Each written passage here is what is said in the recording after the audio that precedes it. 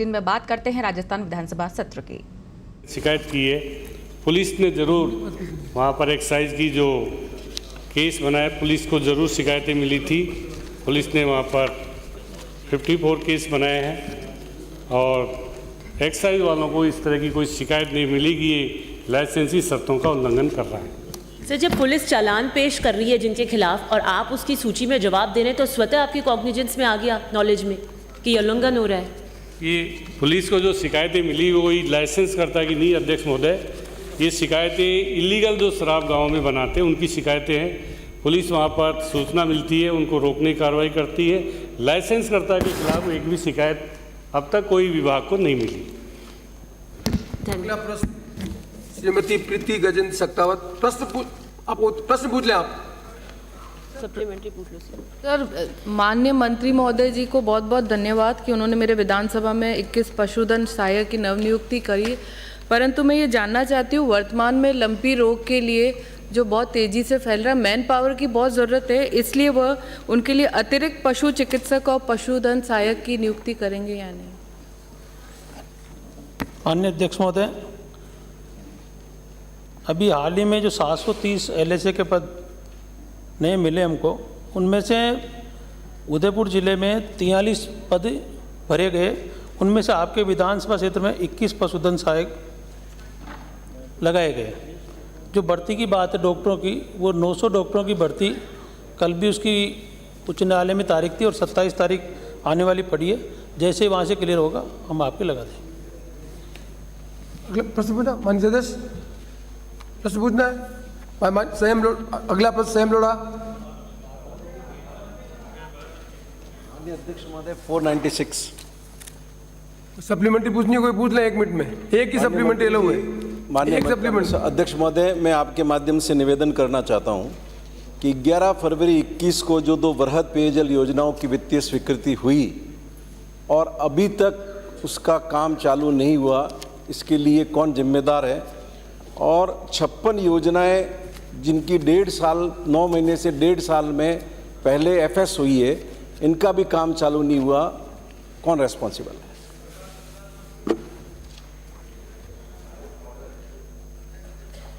मैं आपके माध्यम से निवेदन करना चाहता हूं, ये जो JJM की जो योजनाएं हैं उनकी एक लंबी प्रक्रिया होती है और बहुत सारे ऐसे कारण हैं। आपने ब्रीफ में करने के लिए कहा कि कारण 5-6 कारण हैं। अगर मैं आपको या तो अलग से बता दूं या अगर आप मुझे अनुमति देते हो पूरा आपको अलग से बताना। प्रश्नकाल समाप्त हुआ। मुझे माननीय सदस्यों को सूचित करना है कि निम्नांकित स्थगन प्रस्तावों की सूचना प्राप्त हुई है। श्री कैलाश चंद्र मेघवाल 3-1 की ओर से शाहपुरा बाईपास के निर्माण हेतु अवक्त की गई भूमि का कृषकों को मुआवजा दिए जाने के संबंध में। श्री अविनाश 1-1 की ओर से विद्यानगर स्टेडियम जयपुर में दिनांक 15 सितंबर 2022 को माली सैनी कुशवाहा समाज के युवाओं द्वारा शांतिपूर्ण प्रदर्शन करने पर पुलिस द्वारा प्रदर्शनकारियों पर लाठीचार्ज किए जाने से उत्पन्न स्थिति के संबंध में। श्री प्रताप सिंह नाम में बार अधिकारी को बदलने से उत्पन्न स्थिति के संबंध में। श्री नारायण बेनीवाल 192M श्री पुखराजगढ़ 87 की ओर से भूतपूर्व सैनिकों को हॉरिजॉन्टल आरक्षण में व्याप्त विसंगतियों को दूर करने के संबंध में। श्री बलजीत यादव 97 की ओर से प्रदेश में बेरोजगारों की समस्याओं का समाधान नहीं होने से उत्पन्न स्थिति के संबंध में। श्री कन्हैयालाल 22 की ओर से बालपुरा से OBC आरक्षण के नियमों में किए गए संशोधन से उत्पन्न स्थिति के संबंध में। श्री बाबूलाल 100 की ओर से विधानसभा क्षेत्र जाडोल के उपखंड कोटड़ा में पेयजल हेतु चक साडमरिया एवं बूझ का नाका बांध निरस्त करने से उत्पन्न स्थिति के संबंध में। श्री गोपीचंद मीणा 47 की ओर से विधानसभा क्षेत्र आसपुर के तहसील दोवड़ा में 12 ग्रामदानी गांवों को राजस्व गांव घोषित करने के संबंध में। श्री अमेर सिंह बायल 193 की ओर से बाड़मेर जिले में जले हुए एग्रीकल्चर एवं घरेलू ट्रांसफरों को नहीं बदले जाने से उत्पन्न स्थिति के संबंध में। श्री संजय शर्मा 172 की ओर से पुलिस थाना पनियाला तहसील कोटपुतली में दर्ज प्रकरण संख्या 60/2020 में अपराधियों के विरुद्ध पुलिस द्वारा समुचित कार्रवाई नहीं की जाने से उत्पन्न स्थिति के संबंध में। श्री कैलाश चंद्र मीणा 32 की ओर से जिला बांसवाड़ा में NH 927 के निर्माण हेतु की जा रही भूमि अवाप्ति में से उत्पन्न स्थिति के संबंध में। श्री बलजीत यादव 97 की ओर से प्रदेश में बेरोजगारों की समस्याओं का समाधान किए जाने के संबंध में। निम्नांकित मान्य सदस्यों की ओर से राज्य में विद्युत आपूर्ति एवं विद्युत संबंधी समस्याओं के संबंध में स्थगन प्रस्ताव प्राप्त हुए। श्री मदन दिलावर 114, श्री धर्मेंद्र कुमार 74, श्री वासुदेव देवनानी 159, श्रीमती शोभा चौहान 170, श्री गोविंद प्रसाद 49, श्रीमती चंद्रकांता मेघवाल 52, श्री चंद्रमान सिंह आक्या 53, श्री राम प्रसाद कासनिया 144, श्री राजेंद्र राठौड़ 138, श्री फूल सिंह मीणा 96, श्री सतीश पूनिया 178, श्री सुभाष पूनिया 185, श्री छगन सिंह 55, श्री कालूराम 26, श्री पुष्पेंद्र सिंह 88, श्री अभिनेश मर्सी 3, श्री बिहारी लाल 104, श्री सुरेश रावत 190, श्री रामलाल शर्मा 148, श्री हरेंद्र निमामा 196, श्री बलवीर सिंह डूथरा 99, श्रीमती अनिता बधेल 2, श्री गुलाब चंद कटारिया 43। उपरोक्त प्रस्ताव ऐसे नहीं कि सदन की पूर्व निर्धारित कार्रवाई को रोककर उन पर विचार किया जाए, अतः अनुमति देने में असमर्थ हूँ। फिर भी माननीय सदस्य श्री कैलाश चंद मेघवाल 31, श्री जबर सिंह साकला 58, श्री नारायण बेनीवाल 192 तथा श्री पुखराजगर 87, श्री बलजीत यादव 97, श्री बलवान पूनिया 98, श्री बाबूलाल 100, श्री गोपीचंद मीणा 47, श्री कैलाश चंद मीणा 32 को उनके प्रस्ताव की विषय वस्तु पर 2-2 मिनट बोलने की अनुमति होगी।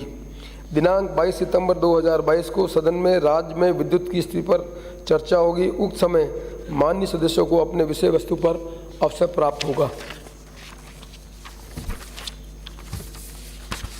प्रक्रिया एवं संचालन नियम 295 के अंतर्गत माननीय सदस्यों से प्राप्त विशेष उल्लेख प्रस्ताव। श्री चंद्रभान सिंह आक्या 53 सदस्य की ओर से प्रदेश में अन्य पिछड़ा वर्ग के युवाओं को प्रतिवर्ष जाति प्रमाण पत्र बनवाने की अनिवार्यता से हो रही परेशानी के संबंध में।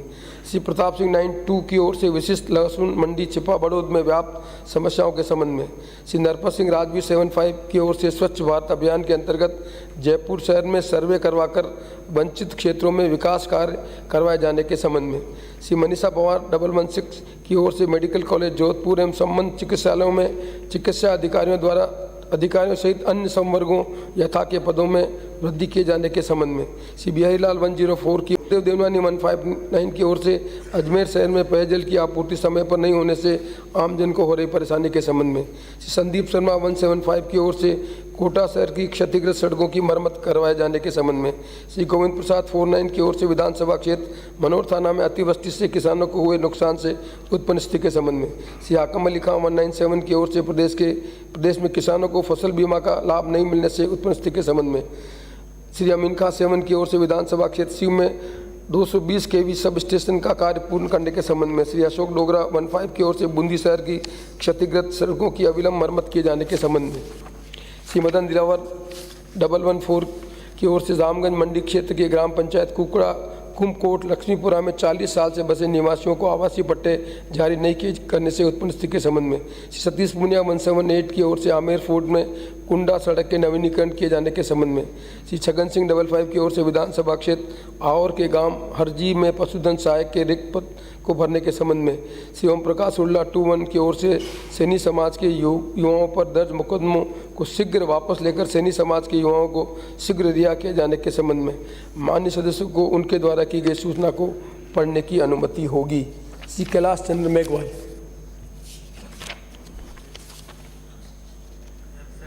श्री जब्बर सिंह साकला।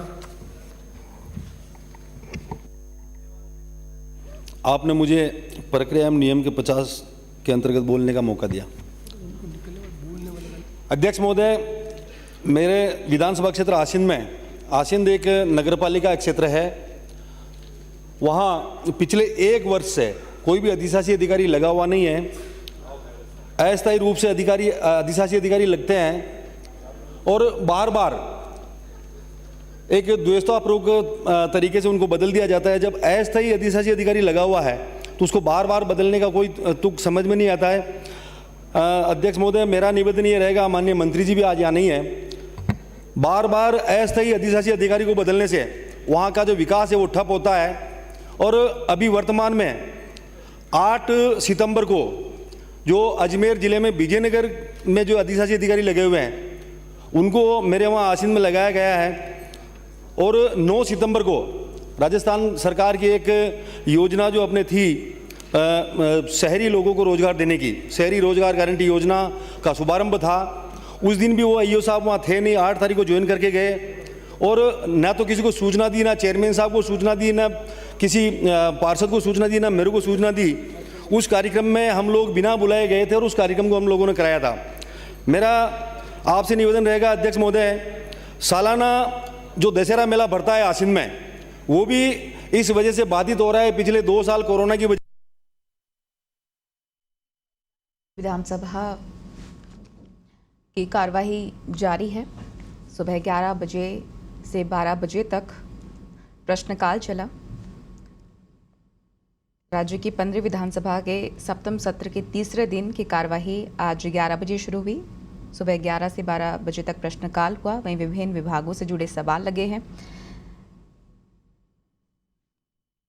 परमानेंट अधिशासी अधिकारी आसिन नगर पालिका में लगाया जाए ताकि राजस्थान सरकार की जो योजना है उसका लाभ जनता को मिल सके, ऐसा मेरा आपसे निवेदन रहेगा। धन्यवाद। जय हिंद। नारायण बेनीवाल। माननीय अध्यक्ष महोदय, आपने विधानसभा कार्य संचालन प्रक्रिया के नियम 50 के तहत स्थगन प्रस्ताव पर मुझे बोलने का मौका दिया। आज मैं ओबीसी वर्ग से जुड़े युवा जो पूरे प्रदेश के अंदर उद्वेलित है और अपने हकों के लिए वो सड़क से लेके और सब जगह संघर्ष कर रहे हैं, मैं आपके माध्यम से सरकार का ध्यान आकर्षित कराना चाहूँगा कि 17/4/2018 को तत्कालीन भारतीय जनता पार्टी सरकार एक परिपत्र लेके आई और उसमें पूर्व सैनिकों के हॉरिजॉन्टल आरक्षण को लेके और ओबीसी के युवाओं के सपनों को चकनाचूर करने का काम किया।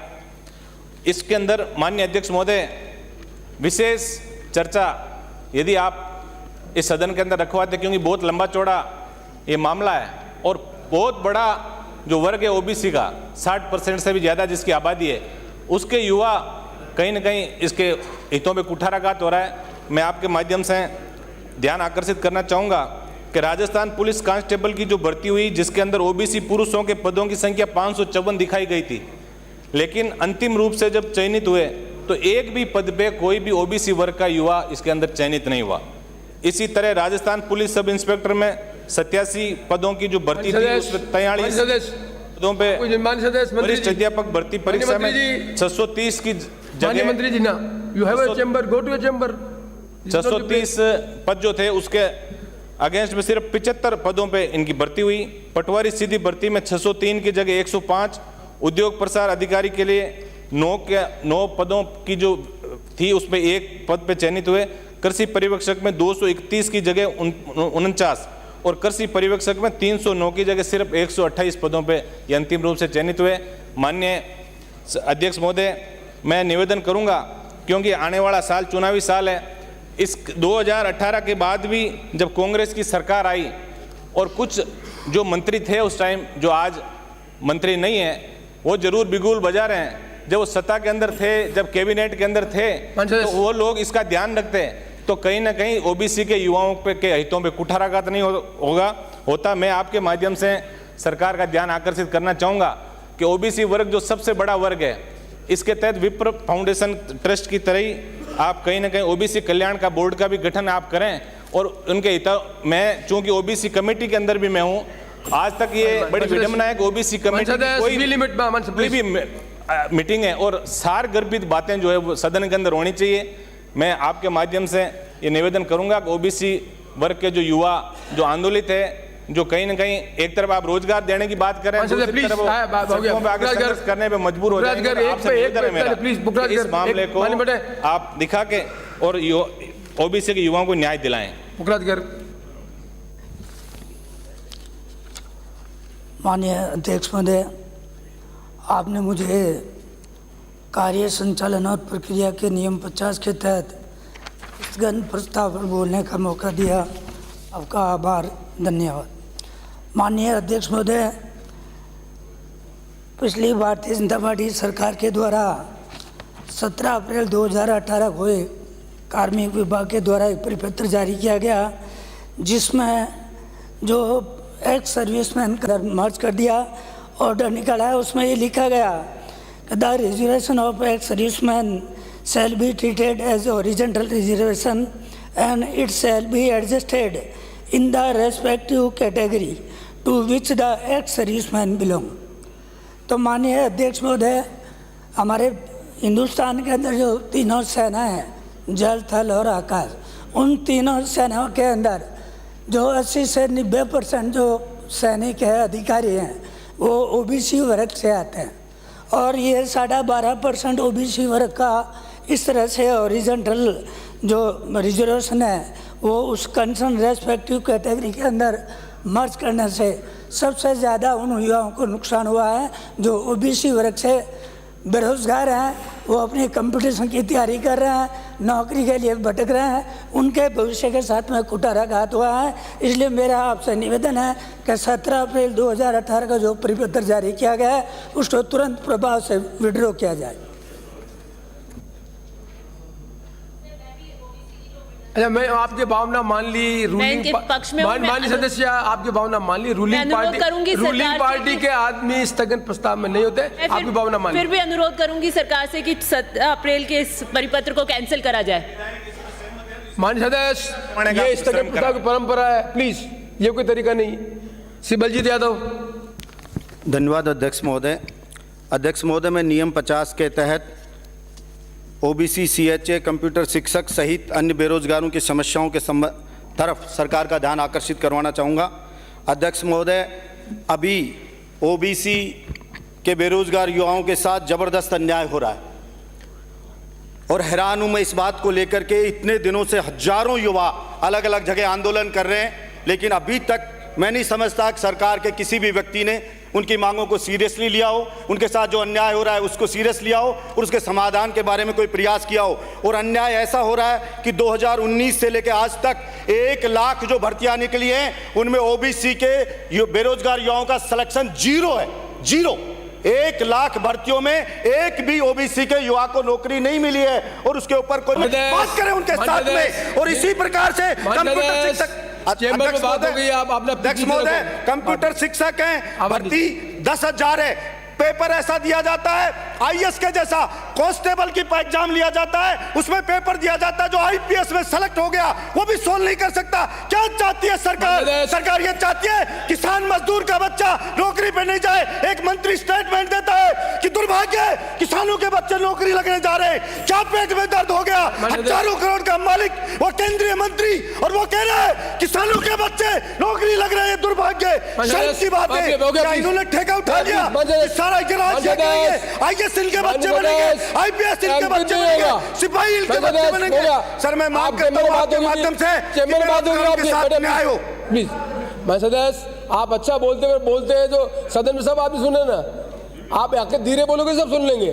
आप पब्लिक मीटिंग में बोले वैसे मत बोलो। मैं सदस्य प्लीज बैठिए। बलवान पूनिया, मैं सदस्य प्लीज। ओबीसी में आई सेड ओबीसी में मैं पुखराज पकड़, मैं नेक्स्ट टाइम आपकी पार्टी को बोलने के लिए डिप्राइव करूंगा। मैं आपकी पार्टी को बोलने के लिए डिप्राइव करूंगा। You can not take this two things. बोलने भी चाहे और मैं अच्छा करना चाहे करें। मैं आपको फिर कह रहा हूं, मैं मिस्टर पुखराज गर्ग, आपकी पार्टी गलत काम कर रही है। मैंने आपको प्लीज, मैं आप समझ नहीं आ रहा आपको, मैं आपको पहले भी कहा, कभी तख्ती लेके आ जाते, कभी लेके आ जाते। आप नियमों का पालन नहीं करेंगे, मुझे सख्त निर्णय लेना पड़ेगा। Please go to chair. Balwan Punia, please go to chair. आपकी बात हो गई। Don't impose. I said mister Pukhraj Garg, you are leader. मैंने आपको चेंबर में क्या कहा था? Next time I will not allow anything about our your party. Please go to seat. अच्छा ठीक है, फिर बोले पूनिया, मैं आप कहते आपको नहीं, कोई रिकॉर्ड नहीं होगा, कोई रिकॉर्ड नहीं। विधानसभा के नियम 50 में स्थगन प्रस्ताव में फसल बीमा जैसी महत्वपूर्ण योजना पर आपने मुझे बोलने का मौका दिया है। अध्यक्ष महोदय, भादरा विधानसभा क्षेत्र व हनुमानगढ़ जिले में नौर में 2-3 गांवों में ढंढेड़ा और मलसीसर में फ्रॉड का मामला 2020 में आया था।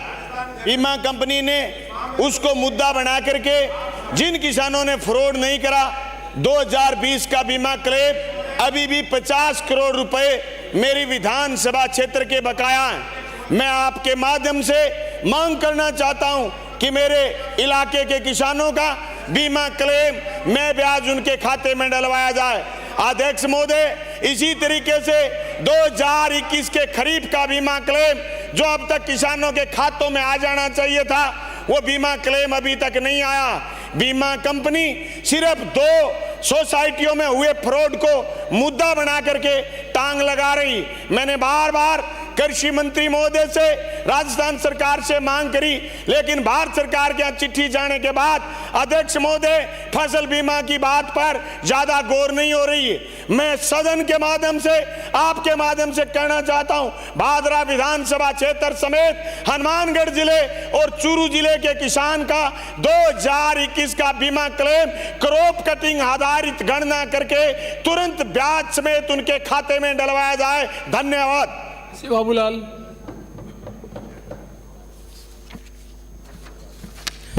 माननीय अध्यक्ष, चाहूँगा कि जाडोल के विधानसभा क्षेत्र में 2 बांधों को पिछले बजट में माननीय मुख्यमंत्री जी ने घोषणा की थी और वह पेयजल स्कीम के लिए बूझ का नाका और चकसांड मारिया, वो पानी वहाँ से आप डाइवर्ट करके जोधपुर लाएंगे और जोधपुर को पानी पिलाएंगे। अध्यक्ष महोदय जी, मैं आपके मार्फत से सरकार का ध्यान आकर्षित करना चाहता हूं कि वहां पर 9 पंचायतें प्रभावित हो रही हैं और 9 पंचायत के कम से कम 15 से 20 हज़ार के बीच में मतदाता हैं और हज़ारों की संख्या में किसान हैं। अध्यक्ष महोदय जी, किसान खातेदार नहीं होंगे, लेकिन वहां पर अपने जीविकोपार्जन कर रहा, अपने परिवार का पेट पाल रहा।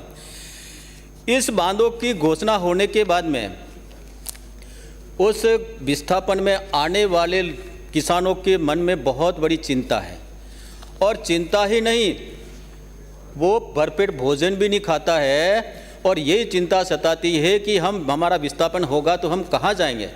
अगर हम वहाँ पर ज़मीन कहीं है नहीं, आप उनका पुनर्वास कर नहीं सकते हो और उधर तो जंगल का डंडा है, जंगल वाले वहाँ नहीं रहने देंगे।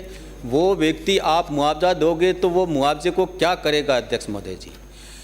और वहाँ पर कई बार उन लोगों ने ज्ञापन भी दिए हैं। अभी एक अधिकारियों से बैठक हुई तो बैठक में लोगों ने ये कहा कि हमको पहले मार दीजिए, उसके बाद में आप बांध बनाइए, यहाँ तक वो तैयार है। मित्रों, अध्यक्ष महोदय जी, मैं आपसे कहना चाहता हूँ कि वहाँ का 2 बांध बना करके आप जोधपुर में पानी रहा हो, जवाई बांध में ला करके पानी पिला रहे हो, सही डैम और कालीबोर। मैं सरकार से प्रार्थना करना चाहता हूँ कि वहाँ के लोगों की समस्या को देखते हुए आप इन बांधों को निरस्त करने की कार्रवाई करें और उन लोगों को राहत पहुंचाएं, क्योंकि जो विस्थापन होता है उस गरीब आदमी का ही होता है और वो विस्थापन होने के बाद में कहीं का भी रहता है, वो परिवार उजड़ जाता है अध्यक्ष महोदय जी। इसलिए मेरा आपसे प्रार्थना है, आप सरकार को आग्रह कहें कि सरकार इसको निरस्त करने की कार्रवाई करें। यही कहकर मेरी बात को खत्म करा। जय भारत, धन्यवाद। गोपीचंद मीणा।